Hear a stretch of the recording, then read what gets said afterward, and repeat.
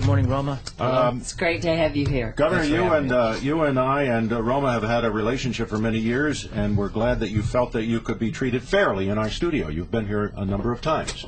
Yes, I have, and you have been not only fair but very nice, and thanks again for giving me a chance to be here and talk to you guys and talk to the people who are listening and listen to your show. Yeah. According to the latest news, neither you nor your attorney intend to attend the trial on Monday. Why didn't you submit a list of people that you wanted, like Rahm Emanuel? You've mentioned in the news that would be fair. We all heard him on the Sunday show. Yes.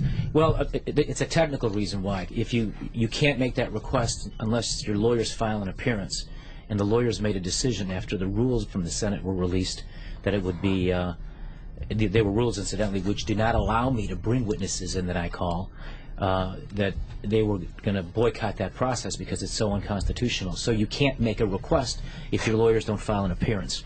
And since I'm here, and maybe Senator Cullerton and the leaders in the Senate are listening, I have a very simple request to them, and it's this.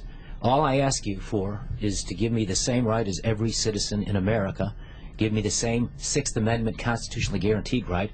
Let me bring my witnesses.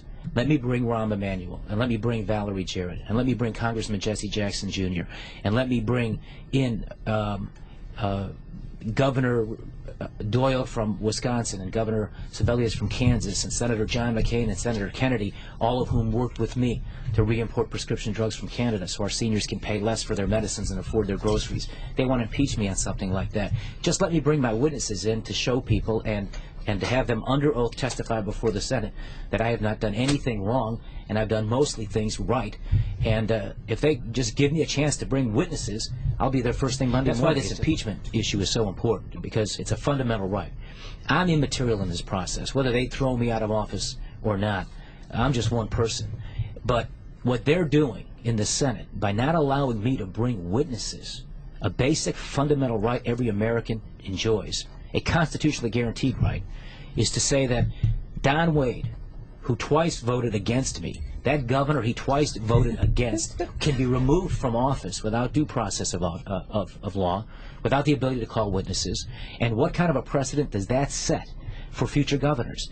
And what about the next governor? How would he, Pat Quinn, or any successor to him, feel he can fight the legislature, as I have done, to protect you guys from tax increases, when if he gets those lawmakers mad, they'll trump up a bunch of stuff with phony rules, not allow him to bring witnesses, they'll make accusations, and they'll throw him out of office too. The reason they're rushing to get me out of office isn't because they're trying to have a fair process, because if this was a fair process, this would take some time, and I invite a fair impeachment process so I can get my side of the story out.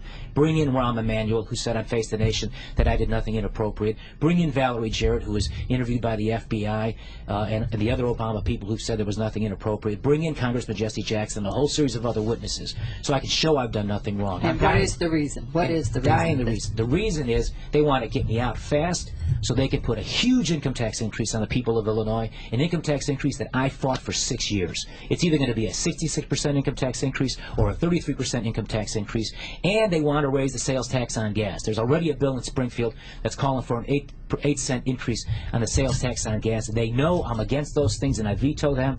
If I'm out of the way, they can quietly push this through, and the people of Illinois are going to see their taxes go up during an economic depression. Why did Dick Durbin and Harry Reid initially say that they wouldn't seat Roland Burris, and then a matter of hours later, it might have been a day, they flipped 180 degrees and they agreed? Well, can you speak to that? Does that... Well, look, among the ironies here is that I'm facing what I'm facing, and yet along every step of the way since this all happened, I've tried to do everything I can to follow every legal requirement and fulfill every legal duty. And when the legislature and the leadership in Springfield said that they were going to call a special election when all this happened, I said I was for that. Let the people decide. I would have been for that before all this happened. Let the people decide who their senator is. You know, one governor shouldn't be in a position to have to do that. But then they realized the politics was such that the Democrats might lose the seat, so they flip-flopped their position. Panic. In the meantime, there were a lot of back channels to me urging me, don't make the Senate pick, because I think there was a deal made by some other political figures on who they wanted once Pat Quinn became governor. And I had a legal responsibility to do my duty. And when they chose not to allow the people to choose a senator, then Illinois would have been harmed had I not made that pick. And I chose someone who was an elder statesman in Illinois, who's from downstate Illinois, that served the people for a couple of decades, who also was a former attorney general, who has an impeccable reputation for integrity. And Durbin and others, you know, vowed he would never become a senator. And yet they were vowing that in the face of what the law is. And the law is very clear. A governor picks the senator.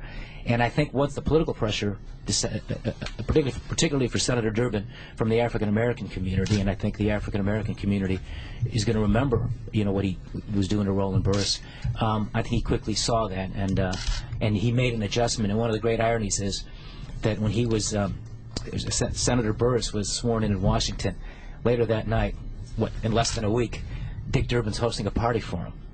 And Harry Reid showed up. Thank you so much for coming in this Thank morning. you for joining us Really this appreciate morning. it. Thank you.